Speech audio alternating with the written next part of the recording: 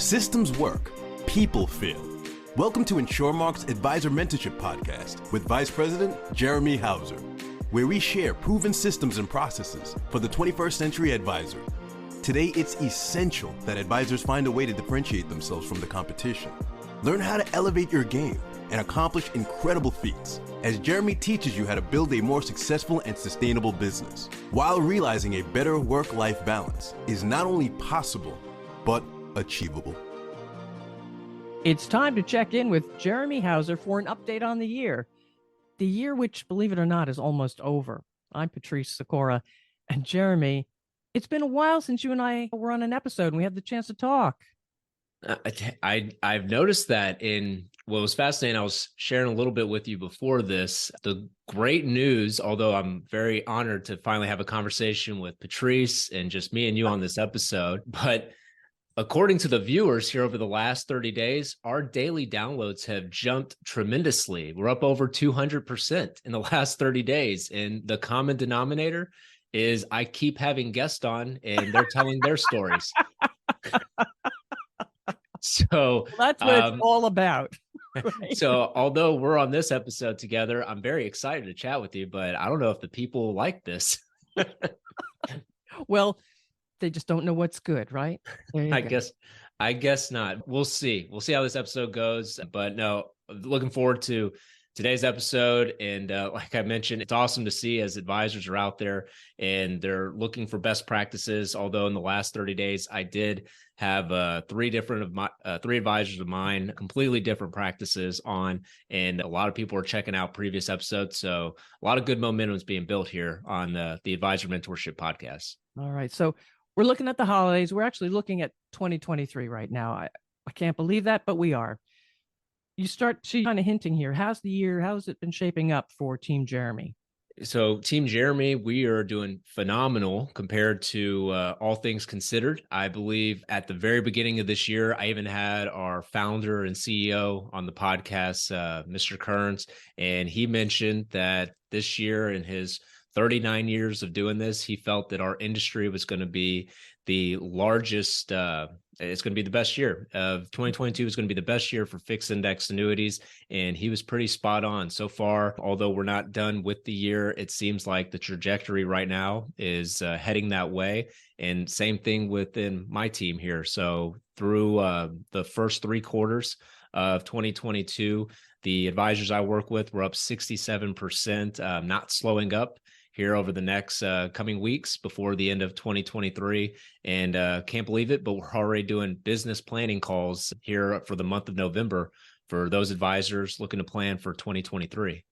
All right. Have you seen the momentum pick up? That's a good question, actually. I think it started off kind of average. I think from last year, I'd say probably in January and February, things started to really trickle up. I would say probably March and second quarter of 2022. And then here as of late, as the Fed continues to hike rates, that's really good for our industry as our products continue to be more and more and more competitive.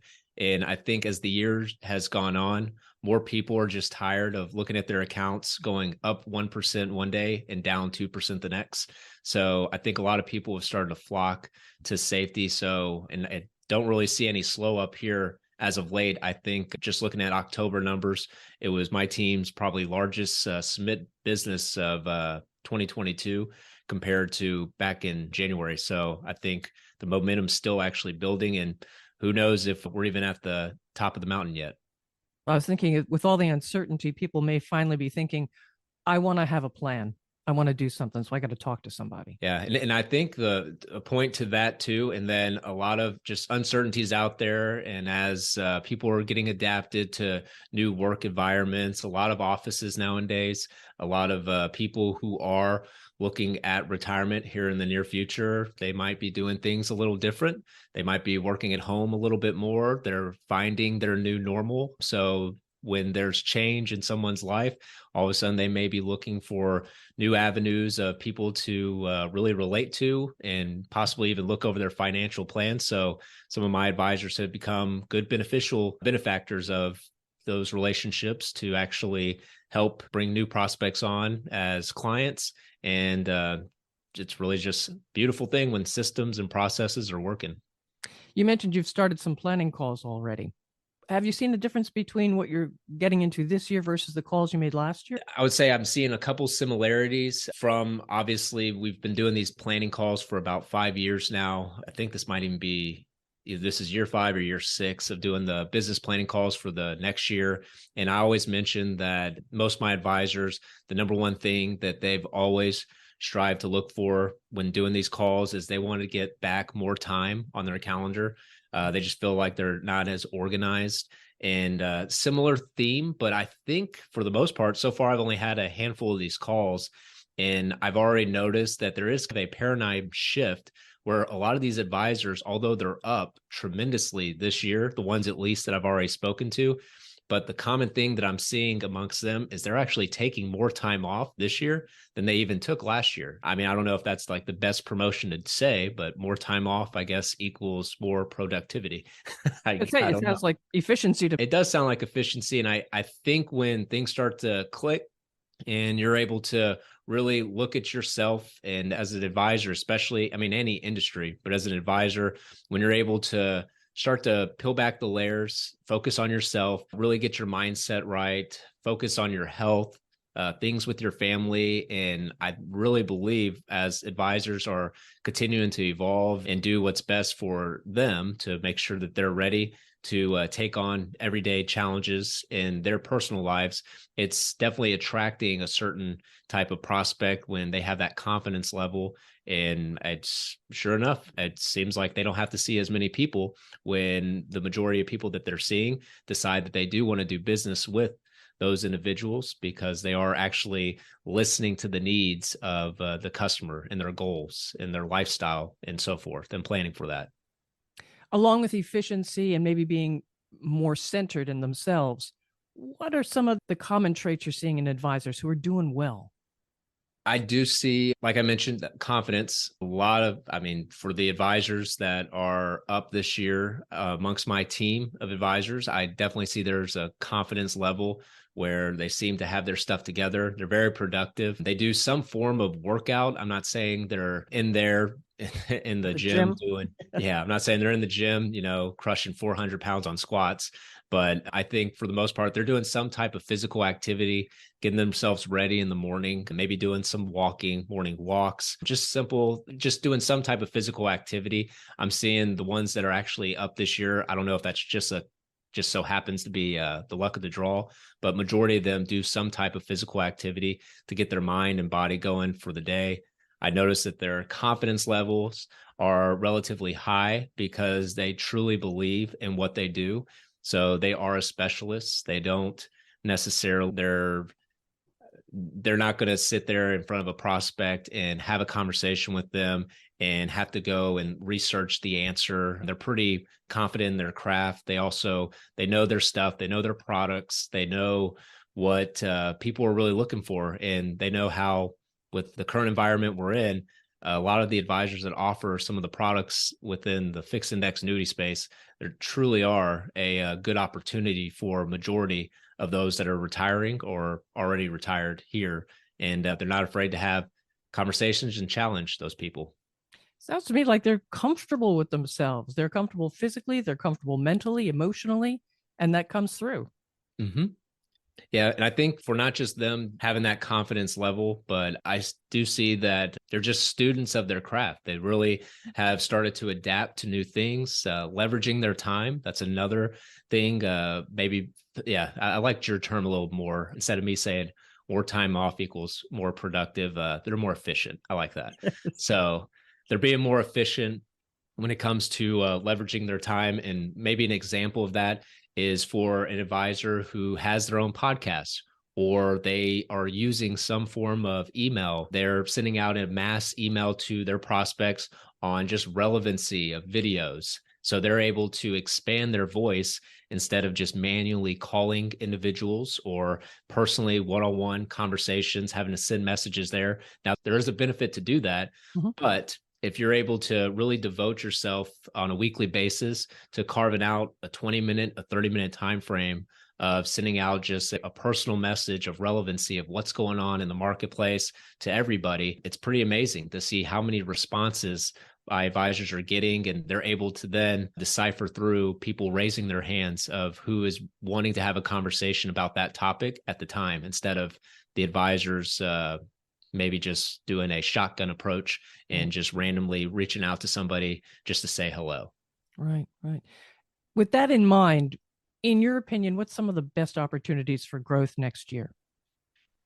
I would definitely say for next year, the trend started this year, but advisors that are really looking to rev up their business would have to look into doing things virtually, and maybe not necessarily you have to do a form of a virtual webinar, although we talk about that a lot on this program, where there are outlets that advisors can use to do some form of virtual webinars. But just based off of where you're currently at and the demographic, people are out there now. Even Patrice is out there. Who knows? Individuals are out there wanting to work with the best advisor. It doesn't have to be just down the road. So advisors who are now starting to really incorporate their brand online, their presence, to where they can leverage their time more efficiently. Possibly they have that podcast, they have some form of credibility and branding to their name. They have the right tools in place to now market themselves and go to outside of their norm, outside of their city, outside of their state. And they're trying to find similar like-minded individuals that might not just be in their town, but maybe 5 states over, that are similar to their best clients. And all that means is similar type of assets. Because I mean, at the end of the day, you only have so much in your own community, to where if you're able to maximize your daily flow of marketing in areas that are affluent, similar to the customers you're already working with, it just makes sense to expand your brand a little bit. Have you seen your advisors getting more comfortable with that idea, working with someone who might be 5 states? It takes a while. And as you've heard numerous advisors on these calls, they talk about how it's a learning curve. It's a paradigm shift. Erich, I think, was on a couple episodes ago. He talked about where it took him about 9 months, really, realistically, before he started to see the opportunities of just the amount of assets he was in front of. But the challenge of having to build that trust and credibility when you're not belly to belly with that individual. But there is a process, though. And once advisors, and it's not really checking the ego, but it's more of a trying to unlearn a couple of things and just adapt to the system and the process, and really just focus and hone in on a successful system and process, and they make it their own. It's amazing what opportunity happens. And you heard it from Erich. You hear it from some of the other individuals that talk on the podcast, previous episodes. So it's just really being able to be a student of the game, adapting it, and just leaning on a mentor or leaning on individuals to help you, and don't try to go at it on your own and think that you can recreate the wheel, because that seems to time and time again does not work, based on my experience of watching a lot of advisors go at it and try to do it on their own and reinvent the wheel. Change in pace here. We're coming up to Thanksgiving. What are you thankful for? It's been quite the year for you. It has been quite the year. Thankful for a lot of things. I'm thankful for, obviously, our new baby girl. She's healthy. Patrick is healthy. As we record today, he's healthy. Very blessed for my wife. She's now a couple months out from having Olivia. And so she's getting back on her feet. She's getting back to her routines, although those routines are now a little different with the 2 kids. So it's a little more challenging for us. We have to just adapt our new roles. But I'm just thankful for this year. It's been really eye-opening. Kind of started last year in 2020, but I'd say especially this year alone, you really start to focus on me and my wife. We have this thing where, for me at least, it's like the man in the mirror. I have to make sure that, you know what, I have these 2 kids. I have to focus on myself. I have to make sure that I'm going to be who I need to be for these kids to grow up and have a good father, a good husband for my wife. And so once I really started to focus on things that are important in life, that man in the mirror moment of realizing, okay, in order for them to get the best Jeremy, what are the things he needs to focus on? And what are the things that he needs to cut out of his life in order to make sure the whole family is rising above the tide? Because it's been challenging over the last couple of years with just adapting to everything out there. But thankfully, I have a really good wife, awesome kids, a great family, great friends, industry. So a lot to be thankful for. There's a saying. What's the saying? It is not happy people who are thankful, but it is thankful people who are happy. And that's where I feel I am today. It's just really thankful for a lot of my life. And therefore, my happiness just kind of comes along the way. And I love that phrase you used, the best Jeremy. That's wonderful. Well, I'm sure your wife appreciates it. Yeah. Well, I hope so. It's not easy. Jeremy, is there anything we haven't touched on that you wanted to make sure we mentioned? I would say for advisors that are listening to this, especially that are looking to better themselves and better their practice for 2023, a common theme for my advisors this year who did those business planning calls last year with my team here, they were up this year. They hit their goals. They didn't feel like the world was on their shoulders throughout the year. They knew that they had a team here that they could lean on. So I would highly urge those people that have thankfully given us an opportunity to be in their car or be in their earphones right now to possibly take us up on the offer to do business planning for you for 2023. It's a proven process each and every year that advisors doing these calls, their business and their production does go up. And we try to get more time back on their calendars, being more efficient. So highly urge you, feel free to reach out. You can go to advisormentorship.com. You can jump on my calendar there, or feel free to just reach out if you have my email address. All right. And for those of you who do have us in your ears right now, the end of 2022 may be in sight, but there are many more Advisor Mentorship podcasts in your future. Follow so you know when the latest episode is ready for you, and help your friends by sharing the great interviews and insights in these shows. I'm Patrice Sikora with Jeremy Hauser, and thanks for being with us. Thank you for listening to the InsurMark Advisor Mentorship Podcast with Vice President Jeremy Hauser. Click the follow button to be notified when new episodes become available, and connect with Jeremy on LinkedIn to stay up to date. If you would like to request our introduction kit, feel free to check out www.advisormentorship.com and click on Learn More. The information covered and posted represents the views and opinions of the guest and does not necessarily represent the views or opinions of InsurMark. The content has been made available for informational and educational purposes only. Thank you for listening to the InsurMark, the Advisor Mentorship Podcast with InsurMark Vice President Jeremy Hauser.